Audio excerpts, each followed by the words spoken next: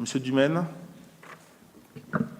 Bien. Bon, bah déjà, c'est bien, sur la fin, vous avez répondu à une de mes questions, puisque effectivement, on a derrière le cimetière d'Athis une parcelle qui appartient à la ville, qui, je crois, est réservée depuis bien longtemps, peut-être plus de 10 ans, qu'aux conseils municipaux, parfois, ça revient sur le tapis, où on se dit, je me rappelle, il y a 2 mandats précédents, on en parlait déjà, qu'il y avait cette parcelle-là pour un futur projet d'agrandissement du cimetière. Et c'est vrai qu'en plus, comme vous l'avez rappelé, on a au cimetière d'Athis un certain nombre, presque un quart, de concessions qu'on ne fait plus aujourd'hui, mais qui sont perpétuelles, auxquelles on ne peut pas toucher. C'est vrai que l'espace peut commencer à manquer. Donc voilà, c'est bien si vous engagez une réflexion, parce qu'effectivement, ça fait quand même très longtemps qu'on avait ce sujet sur la table et qui nous semblait ne peut avancer. Alors merci pour cette présentation assez détaillée. Alors ce sera en même temps plutôt une explication de vote que des questions, puisque vous avez répondu à la question sur l'agrandissement. Écoutez, alors vous avez présenté un certain nombre de choses qui nous paraissent bonnes, à savoir, eh bien, dans les périodes qui sont plus difficiles en termes d'activité avec le désherbage, etc., faire appel soit aux chantiers jeunes, soit effectivement aussi au service espace vert, voilà, pour renforcer ponctuellement le cimetière.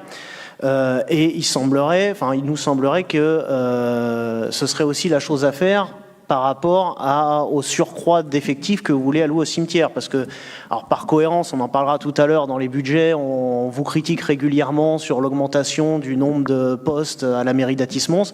Donc là, en cohérence, je ne peux pas vous dire, écoutez, c'est très bien, mettez plus de monde, et puis tout à l'heure, vous dire, c'est pas bien, vous embauchez. D'ailleurs, je vous remercie parce que, pour le coup, là, pour une fois, on a eu une présentation clairement d'une embauche qui allait être faite dans un service, le fonctionnement. Donc là, c'est assez transparent de votre part.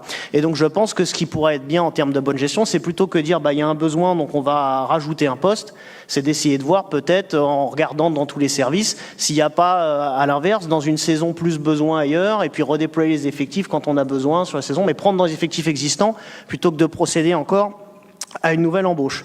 Voilà. Donc, par cohérence, je m'abstiendrai sur cette délibération parce qu'il y a des bonnes choses par ailleurs. D'ailleurs, j'ai découvert, grâce à vous, que maintenant, il existe en quelque sorte des caveaux d'occasion. Voilà, je ne savais pas. Je pensais que c'était légalement obligatoire de faire une reprise systématique. Donc, j'ai cherché d'ailleurs, parce que je me suis dit, ça me paraît quand même assez juridiquement, peut-être, vu le sujet, compliqué, mais effectivement, il semblerait qu'il y ait une jurisprudence, etc. Et que, d'ailleurs, comme vous le dites dans la délibération, il y a un certain nombre de villes qui ont mis ça en place récemment.